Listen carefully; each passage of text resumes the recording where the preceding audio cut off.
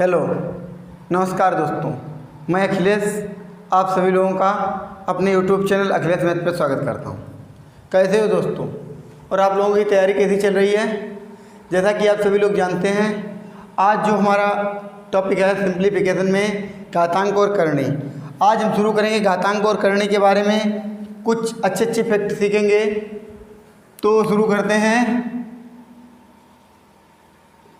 घातांक और करणी। देखिए, घातांक और करणी में सबसे पहले एक संख्या होती है कोई भी। ये संख्या दी गई है, ठीक है। संख्या में एक तो बेस होता है। बेस का मतलब आधार। एक पावर होता है। पावर का मतलब घात। जिस प्रकार 5 एक संख्या है। अब 5 को हमने लिख लिया, क्या लिख लिया? 5 की घात 1, ठीक है। 5 की घात 1, तो 1 हमारी क्या हो गई? घात। और 5 क्या हो गया? आधार, ठीक है। कोई दिक्कत है यहाँ तक? अब इसके बाद आता है घात धनात्मक हो। जब घात धनात्मक हो, तो घात धनात्मक होने का मतलब क्या है? x की पावर n है। ये घात धनात्मक है। देखिए, इसकी घात धनात्मक है कि नहीं है? जब घात धनात्मक है तो इसको हम क्या लिख लेंगे? x into x into x into x dot dot so on n time. n बार है, जितनी घात होती है उतने बार ये करना होता है, ठीक है।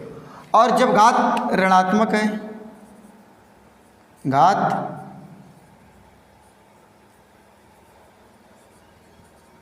ऋणात्मक हो, घात ऋणात्मक हो, इसका मतलब क्या है? x की पावर माइनस n, x की पावर माइनस n। तो इसको हम किस तरीके से लिखेंगे? 1/x की पावर n। देखिए, माइनस की पावर है, इसको अपान में ले जाएंगे तो काय की हो जाएगी? प्लस की हो जाएगी। नीचे से ऊपर ले जाते हैं तो माइनस की है तो प्लस की हो जाएगी, प्लस की है तो माइनस की हो जाएगी। चिन्ह बदल जाता है। ऊपर x की घात माइनस है, इसको 1/में हम ले आए, 1/में ले आए तो 1/x की पावर n प्लस का हो गया कि नहीं हो गया? अब इसको हम क्या लिख लेंगे? 1/, पूरे कर ले, x गुणे x गुणे x डॉट डॉट सोन कितने बार? n time. कितने बार? n टाइम, ठीक है। इतनी बात समझ में आई या नहीं आई बताइए? इतनी बात में किसी को कोई दिक्कत है? कोई दिक्कत नहीं होगी। अब जैसे 10 की घात माइनस 5 है, 10 की घात माइनस 5 है, तो इसको हम क्या लिखेंगे? इसको लिख लेंगे 1/10 की घात 5। नीचे या प्लस का हो गया। अब इसको हम क्या लिख लेंगे? 1/10 गुणे 10 गुणे 10 गुणे 10 गुणे 10, यानी 5 बार, ठीक है। ठीक है, ये बात समझ में आ गई। अब घात जब भिन्नात्मक हो, जब घात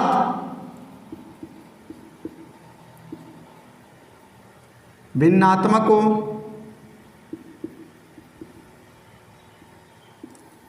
जब घात भिन्नात्मक हो तब किस तरीके से लगाते हैं? जैसे x की पावर 1/n, x की पावर 1/n।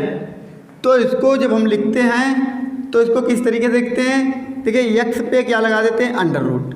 x पे क्या लगा देते हैं? Under root. 1/में हो तो n जो है वो यहाँ पे आ जाता है, जितना है वो यहाँ पे आ जाएगा। ये इसका आंसर होगा, ठीक है। इस तरीके से जब घात भिन्नात्मक हो, जैसे 8 की घात 1/3 है, ठीक है। इसको हम किस तरीके से लिखेंगे? सबसे पहले तो 8 इस पे रूट लगा दिया, यहाँ पे 3 है तो यहाँ पे 3 आ जाएगा। जब यहाँ पे 2 होता है तो यहाँ पे 2 हो जाता है, ठीक है। इसका मतलब हो गया इसका घनमूल। क्या हो गया? घनमूल। अगर हम इसको सॉल्व करना चाहें तो हम क्या लिखेंगे? 2 गुणे 2 गुणे 2, ठीक है। ये 3 जो है हमें क्या इंडिकेट करता है? कि इसमें 3 का जोड़ा बनेगा, 3 का जोड़ा बनेगा, 3 के पेयर बनेंगे, ठीक है। तो 3 के हमने पेयर बना लेंगे तो 2 बाहर आ जाएगा। तो ये किसका घनमूल है? 8 का घनमूल क्या है? 2, ठीक है। इस तरीके से हम इसको सॉल्व कर सकते हैं, ठीक है। अब जैसे दे दिया जाए इसको सॉल्व करते हैं फिर देखते हैं।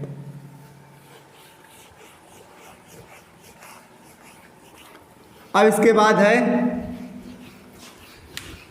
16 को हम क्या लिख लेंगे, 16 की पावर 1/4, 16 की पावर 1/4 ये है। तो इसको हम किस तरीके से लगाएंगे, सबसे पहले तो हम 16 लिख लेंगे, इस पे रूट लगा दिया। अब ये 4 जो है ये यहाँ पे आ जाएगा 4, ठीक है। इसका मतलब क्या हुआ 4 का, इसको 4, इसमें 4 पेयर बनेंगे, 4 का पेयर बनेगा एक। तो इसको अगर हम सॉल्व करें तो 2 × 2 × 2 × 2, 4 बार लिख लिया, तो ये 4 का पेयर बनेगा। 4 का मतलब 4 का पेयर बनेगा, तो ये किसका आ जाएगा, 2 का। ठीक है, यहाँ तक किसी को कोई दिक्कत है? कोई दिक्कत नहीं होगी, ठीक है। अब 25 की घात 1/2, इसका मतलब क्या हुआ, कुछ नहीं करना है, 25 पे 25 लिखो, 1/2 है, 2 तो यहाँ पे लगा दीजिए। यानी इसका मतलब इसमें, और यहाँ पे 2 लगाए नहीं जाते हैं, 2 लगाए नहीं जाते हैं, 4 लगा दिए जाते हैं, 3 लगा, 2 से ऊपर जो भी संख्या है वो लगा दी जाती हैं, 2 नहीं लगाए जाते हैं। तो इसका मतलब ही होता है अपने आप 2। तो इसका क्या हो जाएगा, 5 × 5, और रूट से निकालना इसका 2 का पेयर बनेगा, क्योंकि 2 की बात हो रही, तो ये किसका आ जाएगा, 5। ठीक है, कोई दिक्कत है? इसी प्रकार 49 की पावर 1/2, तो इसको हम क्या लिख लेंगे, 49 1/2, 2 यहाँ पे 2 लिखा नहीं जाता है। ठीक है, अब देखिए 49 को हम क्या लिख लेंगे, 7 × 7, इस पर रूट लगा है, 7 का पेयर बन जाएगा, 7 आ जाएगा। ठीक है, कोई दिक्कत है यहाँ तक किसी को? ठीक है, फिर आगे चलते हैं, आगे देखते हैं इसके बारे में और भी अच्छी बातें। ठीक है, इसके फैक्ट सीख लीजिए और अपने आप सिंप्लीफिकेशन में कुछ नहीं बचेगा। अब x की पावर m/n हो, m/n हो, अभी तो 1/, था, अब m/n, m भी कोई संख्या होगी, n भी कोई संख्या होगी, तब हम इसको कैसे लगाते हैं? तो सबसे पहले हमने x लिख लिया, इस पर रूट लगा दिया, ये अपान में जो होता है वो यहाँ पे आ जाता है, और ये m जो होता है ये इसकी पावर हो जाती है। ठीक है, समझ में आया? कोई दिक्कत है? तो इस पे जैसे हम शुरू करते हैं, जैसे कह दिया जाए 8 की घात 2/3 ये है, तो इसको हम किस तरीके से लगाएंगे? सबसे पहले तो हम 8 पे 8 लिख दिए, ये 3 अपान में है तो 3 यहाँ पे आ गया, 2 ऊपर है तो 2 इसकी घात हो गई। ठीक है, अब देखिए 8 को हमने क्या किया, 2 × 2 × 2, ये ऐसे लिख दिया, ऐसे लिख दिया। ठीक है, इसका मतलब ही 3 का जोड़ा है, तो हमने 3 का जोड़ा बना के बाहर निकाल लिया, रूट के बाहर आ गया। अब इसके ऊपर घात 2 है तो घात हमने 2 चढ़ा दी, तो 2 दूना 4, इसका आंसर कितना आ गया, 4। ठीक है, कोई दिक्कत है? ये एक तरीके से फैक्ट है, ये कोई सवाल नहीं है अभी तो इसके बारे में हम समझा रहे हैं। अब इसके बाद यदि आधार ऋणात्मक हो, अब समझ लीजिए, यदि आधार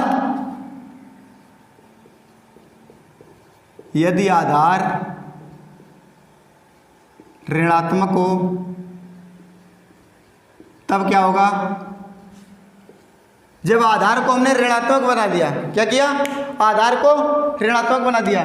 जैसे a की पावर कुछ भी हो सकती है, a की -a की पावर n, क्योंकि अब की बार हमने क्या किया, आधार को ऋणात्मक बना लिया। जब -a की पावर n, तो देखिए इसके 2 आंसर आते हैं। कितने आंसर आते हैं? 2। क्या आते हैं? क्या 2 आते हैं? इसके 2 आंसर आएंगे, a की पावर n, क्या आ जाएगा, a की पावर n माइनस है, एक आता है -a की पावर n। कब आता है? इफ n बराबर इवन नंबर, यानी यदि n एक सम संख्या है, कही थी सम संख्या है। और माइनस ए की पावर n कब आता है? If n equal to odd number, जब विषम संख्या है। जब n एक सम संख्या हो तो a की पावर n आ जाएगा, ये प्लस का हो जाएगा। यदि n विषम है तो माइनस a की पावर n आ जाएगा। ठीक है, जैसे जैसे भी समझाते हैं, जैसे 2 की घात 5 है, माइनस 2 की घात 5 है, तो माइनस 2 की घात देखिए यहाँ पे सबसे पहले हमें क्या देखना है, सम है कि विषम है। देखिए ये तो आधार तो माइनस है, ये सम है कि विषम है? विषम है, तो इसका आंसर क्या आ जाएगा? 2 की घात माइनस 2 की घात 5। क्या आएगा? माइनस 2 की घात 5। यानी इसका मतलब, कहने का मतलब ये हो जाएगा माइनस 2 गुणे माइनस 2 गुणे माइनस 2 गुणे माइनस 2, 1 2 3 4 5। तो 2 दूना 4 दूना 8 दूनी 16, 16 दूनी 32, और 5 बार माइनस है तो माइनस आ जाएगा। इसका आंसर माइनस 32 आ जाएगा। और यहीं पे यदि n 2 की घात 6 होता या 4 होता प्लस सम होता तो क्या होता? तो 2 की घात 4 आ जाता, तब ये माइनस नहीं आता, क्योंकि हमने बताया सम के लिए प्लस का हो जाता। तब इसको हम क्या करते? 2 गुणे 2 गुणे 2, तो क्या हो जाएगा? 2 दूना 4, 4 दूना 8, 8 दूनी 16। तो इसका आंसर कितना हो जाता? 16। और वैसे भी निकालना चाहें तब भी इसका आंसर 16 ही आएगा। माइनस 2 फिर माइनस 2 फिर माइनस 2। ठीक है, समझिए। 2 दूना 4, 4 दूना 8, 8 दूनी 16। माइनस 2 बार प्लस हो जाएगा, फिर माइनस 2 बार प्लस हो जाएगा, प्लस प्लस प्लस ही रहता है, तभी इसका 16 ही आया। ठीक है, तो यहाँ से हमें ये बात सीख लेनी चाहिए,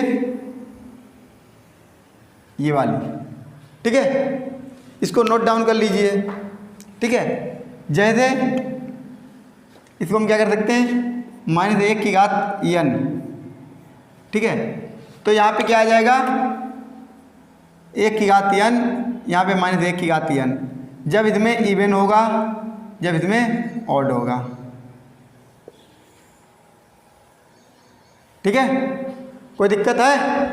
यहाँ तक किसी को कोई दिक्कत आई है? कोई दिक्कत नहीं होगी। तो अब हम दूसरे अपने फैक्ट पे चलते हैं।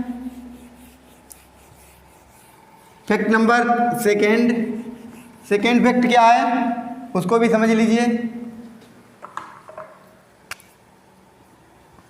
अब फैक्ट नंबर सेकेंड है, यदि घात के ऊपर घात हो, यदि घात के ऊपर घात हो, जैसे a की घात m की घात n, या ऐसे हो a की घात m की घात n, तो इसको सॉल्व करने के लिए क्या, जब भी घात के ऊपर घात हो तो घातों का आपस में क्या होता है? गुणा हो जाता है। तो a की घात mn हो जाएगा। ठीक है, a की घात mn हो जाएगा। जैसे a की घात m की घात n की घात p, घात के ऊपर घात चढ़ती चली जाए, तब इसका क्या हो जाएगा? घातों का आपस में गुणा होगा। तो a की घात m into n into p। ठीक है, जब घातों के ऊपर घात हो तो घातों का आपस में क्या हो जाता है? गुणा हो जाता है। ठीक है, जैसे 2 की घात 3 की घात 2 है, 2 की घात 3 की घात 2 है, तो इसका क्या हो जाएगा? 2 की घात 3 दूनी 6। कितना हो जाएगा? 6। और भी सॉल्व करना चाहे तो पहली बात तो यही हो गया। और भी सॉल्व करना चाहे तो 6 बार है, तो 2 दूना 4, 4 दूना 8, 8 दूनी 16, 16 दूनी 32, 32 दूना 64। 6 बार लिख लेंगे तो कितना आ जाएगा? 64। और इसको सॉल्व करो तो सही से। 2 की घात 3 का मतलब क्या हो गया?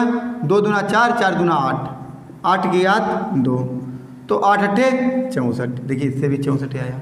तो इससे हमारा क्या समझ में आता है कि जब भी घात के ऊपर घात हो तो घातों का आपस में गुणा कर लिया जाता है। ठीक है, किसी को कोई दिक्कत है? अब 2 की घात जैसे कह दिया जाए 2 की घात 4 की घात 1/2, 2 की घात 4 की घात 1/2। जब इसको हम सॉल्व करेंगे, घातों का आपस में गुणा कर दीजिए। 2 की घात 4 गुणे 1/2, 2 से 2 काट दिया, 2 दूना 4, तो 2 की घात 2 आ जाएगा। 2 की घात 2 का मतलब 4। ठीक है, अब है 2 की घात 16 की घात 1/4, 2 की घात 16 की घात 1/4